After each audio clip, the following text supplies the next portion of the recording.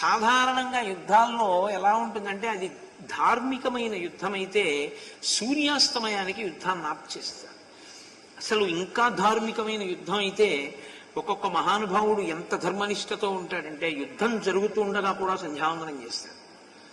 భీష్మాచార్యుల వారు కురుక్షేత్ర యుద్ధంలో సర్వసైన్యాధిపతిగా ఉండగా యుద్ధం చేస్తున్నప్పుడు మధ్యాహ్న కాలం అయితే ఆయన సంధ్యావందనం చేయవలసిన సమయం వస్తే ఆయన కూర్చుని ఆచమనం చేసి సంధ్యావందనం చేయడానికి సమయం లేదు కాబట్టి ఆయన రథంలోంచి దిగి భూమి మీద ఉన్న మట్టిని నీటిగా భావన చేసి పైకి తీసి సూర్యుడికి అర్ఘ్యంగా విడిచిపెట్టేవాడు.